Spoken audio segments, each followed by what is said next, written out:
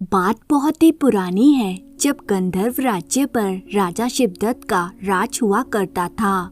महाराज शिवदत्त अपनी दयालुता और प्रजा के प्रति समर्पण के लिए प्रसिद्ध थे। हालांकि उनके जीवन में एक खालीपन था। उनकी कोई संतान नहीं थी। यही कमी उनके और महारानी गायत्री के जीवन में एक अनकहा दुख बनकर बसी हुई थी। दोनों ने इसे भगवान की इच्छा मानकर स्वीकार तो कर लिया था, लेकिन यह दुख उनके दिलों में हर समय घर किए रहता था।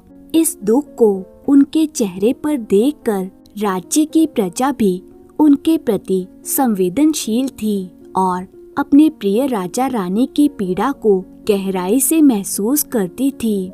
महाराज शिवदत्त शिकार के बड़े शौकीन थे। वे पराया शिकार के लिए जंगल जाते, जिससे उन्हें अपने मन को विचलित करने और दुख से थोड़ी राहत पाने का समय मिलता था। दूसरी ओर महारानी गायत्री का जीवन संतान के अभाव में बेहद उदास और खाली था। वे महल में सारा दिन खाली बैठी रहती और इसी खालीपन के साथ उनकी पीड़ा और भी हो जाती। एक दिन महाराज ने अपने सैनिकों के साथ शिकार के लिए जंगल की राह पकड़ी। रास्ते में महाराज शिवदत्त ने अपने सिपाहियों को पीछे छोड़ दिया और अकेले ही जंगल की गहराई में बढ़ते चले गए। तभी अचानक उन्हें किसी बच्चे के रोने की आवाज सुनाई दी। महाराज चौकन्ने हो गए और आवाज की दिशा में बढ़ने लगे। जब वे उस स्थान पर पहुँचे तो उन्होंने देखा कि दो क्रूर डाकू एक नन्ही बच्ची को तलवार से मारने की कोशिश कर रहे थे। महाराज ने बिना समय गवाए अपनी तलवार निकाली और उन डाकुओं को ललकारा। महाराज की वीरता और कुशलता के आगे वे दोनों डाकू टिक नहीं सके और कुछ ही पलों में पराजित होकर धराशायी हो गए। डाकुओं को हराने के बाद महाराज ने उस बच्ची को गोद में उठा लिया।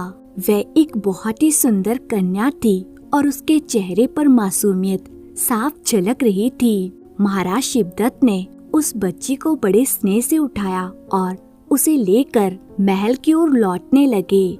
रास्ते में उनके सैनिक भी उनसे आ मिले और सभी महल की ओर रवाना हो गए।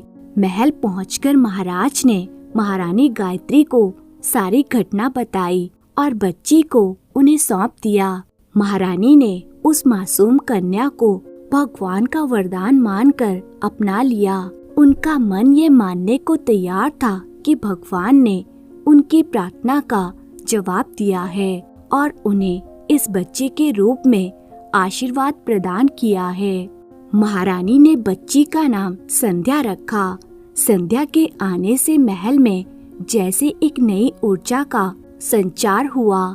समय बीतता गया और संध्या धीरे धीरे बड़ी होने लगी।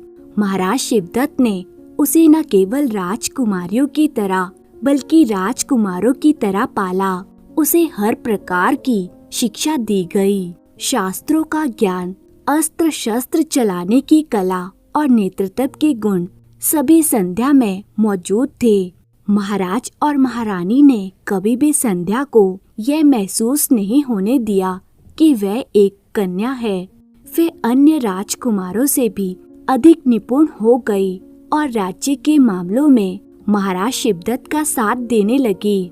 संध्या अब जवान हो चुकी थी और राज्य की प्रजा में भी उसकी लोकप्रियता बढ़ने लगी थी।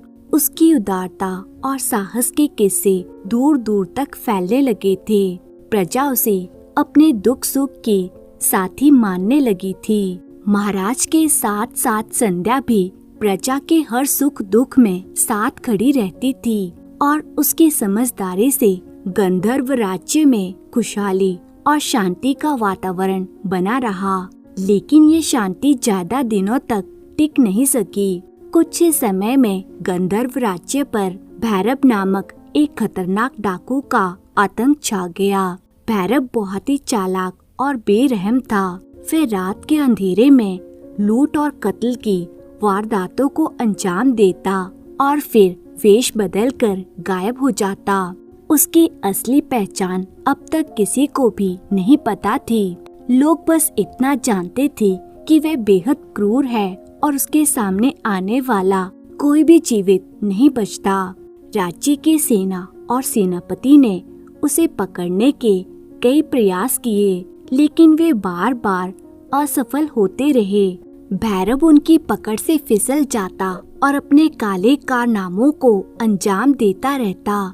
ये स्थिति राज्य के लिए चिंता का विषय बन गई थी। राज दरबार में इस समस्या पर गंभीर चर्चा होने लगी थी, लेकिन इस समस्या से निपटने के लिए किसी को भी कोई भी ठोस समाधान नजर नहीं आ रहा था। एक दिन जब दरबार में भैरव डाकू की बढ़ती गतिविधियों पर चर्चा हो रही थी, संध्या ने अचानक अपने पिता से कहा, पिताश्री, यदि आपकी आज्ञा हो तो मैं इस भैरव डाकू को पकड़ने का प्रयास करूं। महाराज शिवदत्त ने पहले तो संध्या की बात को गंभीरता से नहीं लिया। वे बोले, संध्या, हमने अपने पूरे सामर्थ्य के साथ भैरव को पकड़ने का प्रयास किया है। सेना, सेनापति और हम स्वयं भी असफल रहे हैं। वे बेहद चालाक और खतरनाक है। लेकिन संध्या की आंखों में दृढ़ संकल्प देखकर महाराज ने उसे अनुमति देते हुए कहा, बेटी, तुम उसे पकड़ने के लिए अवश्य जाओ, लेकिन सावधान रहना। संध्या ने अपने पिता का आशीर्वाद लिया और दरबार से बाहर निकल गई। उस रात उसने एक युवक का वेश धारण किया और राज्य के विभिन्न इलाकों में भटकने लगी। 5 दिनों तक लगातार खोजबीन करने के बावजूद भी संध्या भैरव का कोई सुराग नहीं लगा पाई। लूटपाट और हत्याओं का सिलसिला अब भी राज्य में जारी था। संध्या ने भैरव के बारे में अधिक जानकारी जुटाने का निश्चय किया। वे उन परिवारों से मिली जिनके घरों पर भैरव ने हमला किया था। वे जानने की कोशिश करने लगी कि भैरव आखिर किन विशेषताओं वाले घरों को निशाना बनाता है। तभी उसे पता चला कि भैरव जवान लड़कियों का कत्ल नहीं करता और जाने से पहले वे हर लड़की के कंधे पर कुछ देखता है। ये जानकारी सुनकर संध्या को आश्चर्य हुआ। उसे लगा कि इस बात के पीछे जरूर कोई रहस्य छिपा है। तभी उसे एक योजना सूझी। अगले ही दिन राज्य में एक बड़ी घोषणा करवाई गई कि सोमवार के दिन महाराज शिवदत्त के पुराने महल में, जो जंगल में स्थित है, उस महल में राज्य की सभी जवान युवतियां देवी गौरी की पूजा करने के लिए जाएंगी, जिससे उन्हें मनचाहा वर प्राप्त हो सके। इस आयोजन में कोई भी पुरुष शामिल नहीं होगा और इसका संचालन स्वयं राजकुमारी संध्या करेंगी। संध्या की योजना बिल्कुल स्पष्ट थी। वे जानती थी कि भैरव डाकू इस आयोजन के बारे में सुनकर अवश्य ही वहां आएगा।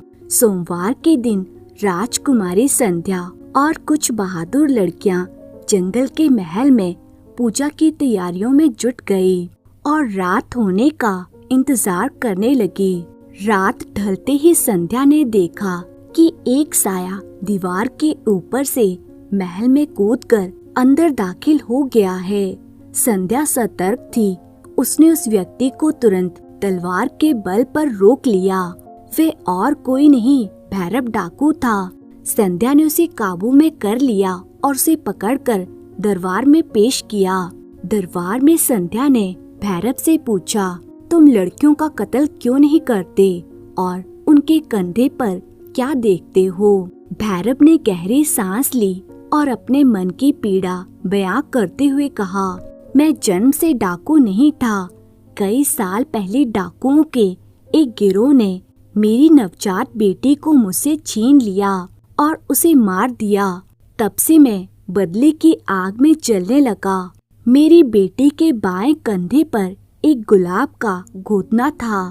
मैं हर लड़की का कंधा इसीलिए देखता हूँ कि शायद कभी मुझे मेरी बेटी मिल जाए। ये सुनकर महाराज शिवदत्त और संध्या दोनों हैरान रह गए। महाराज ने तुरंत पूछा, क्या तुम्हारी बेटी 18 साल पहले गायब हुई थी? भैरव ने हाँ में सिर हिला दिया। महाराज शिवदत्त ने कहा, भैरव, तुम्हारी बेटी जीवित है और उसने ही तुम्हें आज पकड़ा है। वह कोई और नहीं बल्कि राजकुमारी संध्या ही तुम्हारी खोई हुई बेटी है। ये सुनकर भैरव की आंखों से आंसू बहने लगे। उसने अपनी बेटी को जीवित देखकर अपनी सारी कठोरता खो दी। संध्या भी भावुक हो गई थी। उसने सोचा कि उसके पिता ने उसे कभी यह एहसास नहीं होने दिया कि वह उनकी असली बेटी नहीं है। महाराज ने भैरव से कहा, हम संध्या को तुम्हें नहीं सौंप सकते, लेकिन अब तुम ये गलत काम छोड़कर प्रायश्चित करो। भैरव ने अपना सिर झुकाकर कहा, महाराज, जब मेरी बेटी जीवित है और राजकुमारी बनकर इस राज्य की शान है, तो मेरे लिए अब इस जीवन में कोई आकर्षण नहीं रहा।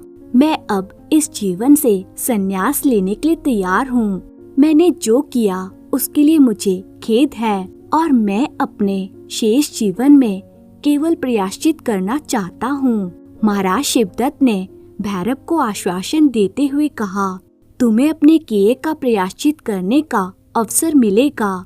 हम तुम्हें महल के मंदिर की देखभाल का कार्य सौंपते हैं। वहाँ तुम भगवान की सेवा कर सकोगे और अपने जीवन को एक नई दिशा दे सकोगे। भैरव राजा के इस निर्णय से संतुष्ट था। वे अपनी बेटी संध्या से मिलकर बहुत खुश हुआ। अब भैरव अपना शेष जीवन मंदिर में सेवा करते हुए गुजारने लगा। राजकुमारी संध्या भी जब मंदिर जाती थी तो भैरव से मिलकर और बातचीत कर कर ही वापस महल लौटती थी। कहानी यही समाप्त होती है दोस्तों। उम्मीद है आपको अच्छी लगी होगी। तो कहानी आपको कैसी लगी कमेंट करके जरूर बताएं। अवंतिका राज्य में रहने वाले सेठ गिरधारी लाल राज्य के सबसे धनी व्यक्ति थे। सेठ गिरधारी लाल के घर में दर्जनों नौकर चाकर हमेशा उनकी सेवा में हाजिर रहते थे। सेठ जी के घर पर अक्सर ही किसी न किसी कार्यक्रम या उत्सव का आयोजन होता ही रहता था और ऐसे मौकों पर सेठ अपने धन और वैभव का खूब दिखावा करते थे। ऐसे ही एक समय पर सेठ ने सबके सामने घोषणा करते हुए कहा, अब तो मैं सबसे बड़ा हूँ, मुझसे बड़ा इस राज्य में कोई नहीं है। गिरधारी लाल के सभी नौकर चाकर और सगे संबंधी उनके मुंह की ओर देख रहे थे। गिरधारी लाल वास्तव में ही बहुत धनवान बन गया था। उसके बराबर का धनवान पूरे राज्य में कोई नहीं था। उसकी हवेली भी राजा के महल से कम नहीं थी। सेठ के अस्तबल में हर नस्ल के घोड़े बंधे हुए थे। शायद राजा के पास भी ऐसी नस्ल के घोड़े नहीं थे। गिरधारी लाल के पास जब इतना अधिक धन आ गया तो उसने सोचा कि क्यों ना अपनी हवेली पर एक महाभोज का आयोजन किया जाए, जिसमें राज्य के बड़े बड़े लोगों को बुलाया जाए और क्योंकि राज्य के राजा वीर प्रताप भी उसके अच्छे मित्र हैं, उन्हें भी इस मौके पर बुलाया जाए ताकि वह भी देख लें कि मैं भी किसी राजा से कम नहीं हूँ। गिरधारी लाल ने ऐसा ही एक भव्य समारोह अपनी हवेली पर रखा, जिसमें राज्य के बड़े बड़े लोगों के साथ साथ राजा वीर प्रताप को भी बुलाया गया। राजा वीर प्रताप को पूरी शानो शौकत के साथ उस बड़ी हवेली में बिठाया गया, जहाँ पर राज्य के बड़े बड़े लोग मौजूद थे। वहाँ पर किसी आम आदमी को आने की अनुमति नहीं थी। गलती से सेठ गिरधारी लाल का नौकर उस कमरे में आकर बैठ गया। जैसे ही सेठ जी ने उसे देखा तो क्रोध से आग बबूला हो गए। उन्होंने झट से जाकर नौकर को गले से पकड़ा और सबके सामने उसे मारने लगे। फिर उसे गालियां देते हुए बोले, निकल जा बदतमीज, निकल जा मेरे घर से। नौकर बेचारे का जो अपमान सबके सामने हुआ था, उससे उसको मन ही मन बहुत गुस्सा आ गया।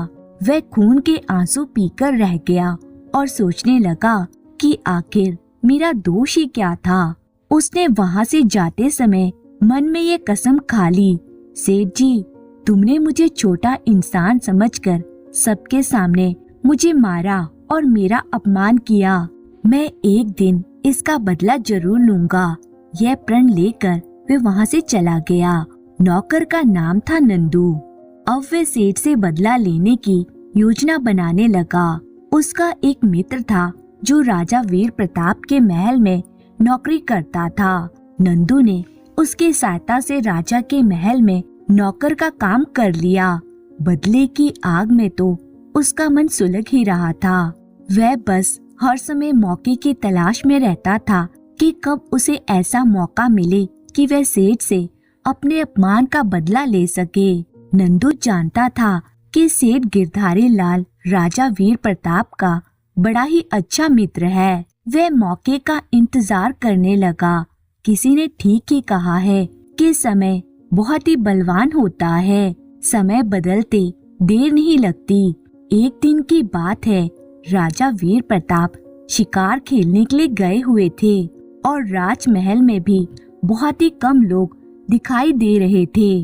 नंदू ने इधर उधर देखा और मैदान खाली पाकर वे राजा के कक्ष में चला गया। सेठ गिरधारी लाल से बदला लेने का समय अब आ चुका था, क्योंकि नंदू को यह बात अच्छी तरह से पता थी कि सेठ गिरधारी लाल बिना किसी रोक टोक के महल में आता जाता है। उसे राजा की तरफ से पूरी छूट दी गई है। नंदू का तेज दिमाग बहुत दूर तक अपना काम कर चुका था। वह सीधा जाकर राजा के पलंग पर लेट गया। देखने में ऐसा लग रहा था मानो वह बड़ी ही गहरी नींद में सो रहा हो।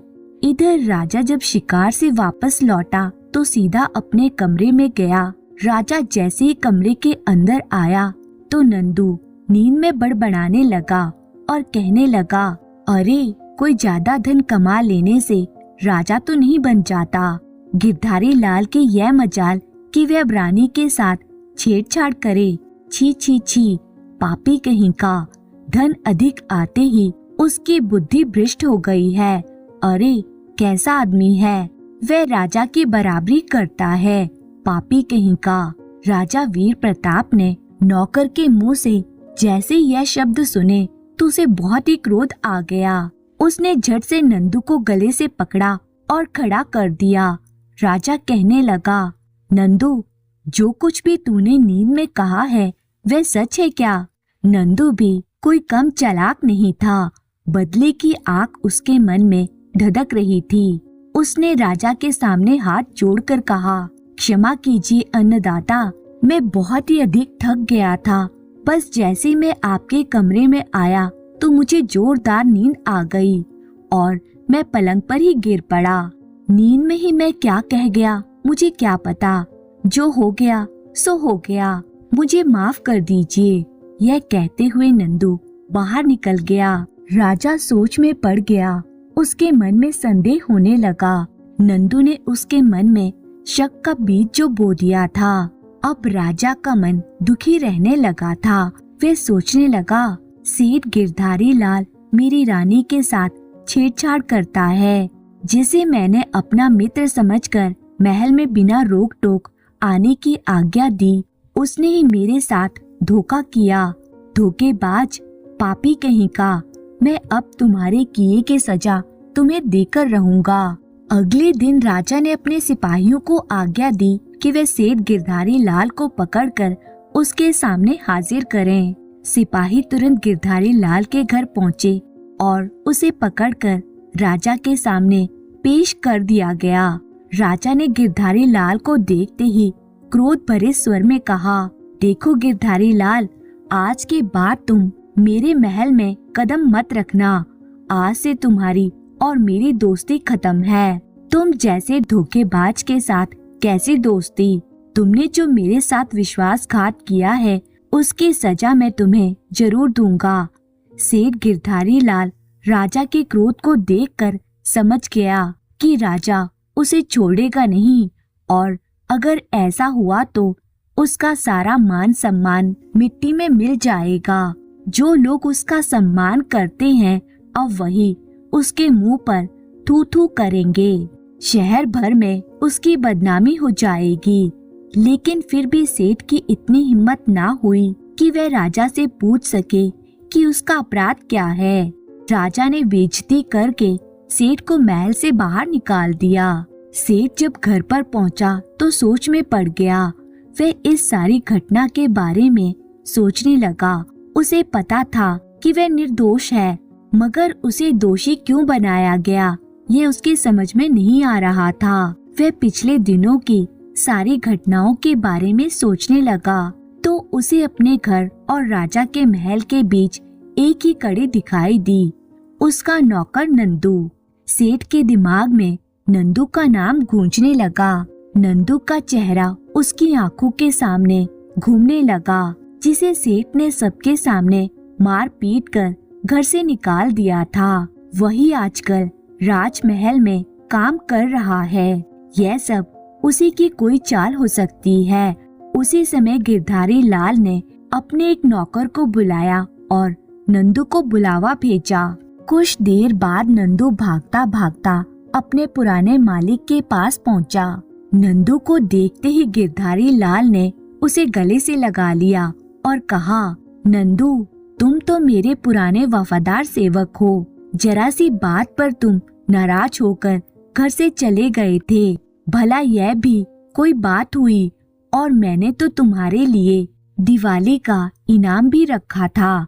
यह कहकर सेठ ने अपने एक नौकर को इशारा किया तो नौकर ने झट से कुछ सामान नंदू के हाथ में थमा दिया। सेठ कहने लगा, यह रखो, यह तुम्हारा नया धोती कुर्ता, मिठाई और चांदी का सिक्का है। तुम हमें भूल गए तो क्या हुआ? भला हम अपने सेवक को कैसे भूल सकते हैं? इनाम में यह सब कुछ देखकर नंदू की तो आंखें चौंधिया गई। उसे मन ही मन एहसास होने लगा कि मेरा मालिक इतना भी बुरा नहीं है जितना मैंने उसे सोच लिया था। आखिर इसे अपनी गलती पर पछतावा हो ही गया है, इसलिए मुझे इतना सम्मान दे रहा है। मैंने यूं ही राजा के सामने इसकी बुराई कर डाली और इस भले सेठ को दोषी बना दिया। नंदू को अपने किए पर पछतावा होने लगा। वह इनाम लेकर और सेठ का धन्यवाद करके वापस लौट गया। दूसरे दिन नंदू ने अपने तेज दिमाग से फिर से एक योजना बनाई। अपने किए का पश्चाताप करने का इससे अच्छा रास्ता और कोई नहीं था। नंदू दूसरे दिन फिर से राजा के पलंग पर लेट गया और सोने का नाटक करने लगा। राजा जैसे शिकार से वापस आया, उसने वैसा ही नाटक किया जैसा कि वह पहले कर चुका था। वह नींद में बड़बड़ाने लगा, देखो देखो प्रभु, इस राजा का पागलपन देखो, जो जंगल में जाकर मेंढकी का शिकार करके लाता है और खुद को वीर समझता है। छी छी छी, कैसा राजा है। राजा ने जैसे ही नंदू के मुंह से यह बात सुनी तो उसने क्रोध में आकर नंदू का गला पकड़ लिया और उसे उठाकर खड़ा कर दिया। क्रोध में कांपते हुए राजा ने कहा, ओ नमक हराम, यह तू क्या बकवास करता है। नंदू ने कुछ डरते हुए कहा, क्षमा कीजिए महाराज, दरअसल मुझे नींद में कुछ भी उल्टा सीधा बोलने की आदत है। हो सकता है मैं आपके सामने भी ऐसी ही कोई भूल कर बैठा हूँ, इसलिए मैं आपसे माफी मांगता हूँ। राजा समझ गया कि नंदू ने नींद में यह सब कुछ झूठी बकवास की थी। उस दिन उसकी रानी और सेठ गिरधारी लाल वाली बात भी इस मूर्ख ने नींद में ही कही थी।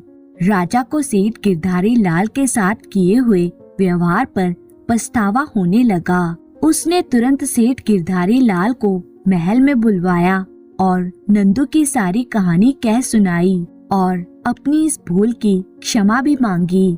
सेठ गिरधारी लाल दिल ही दिल में अपनी इस चाल की सफलता पर बड़ा ही खुश हो रहा था। उसने मन ही मन में ईश्वर का धन्यवाद करते हुए कहा, इस संसार में कोई छोटा या बड़ा नहीं होता है। किसी को छोटा समझकर उससे घृणा नहीं करनी चाहिए। अब सेठ और राजा के बीच में कोई भी मनमुटाव नहीं था और उसके मन में नंदू के लिए भी सम्मान की भावना थी।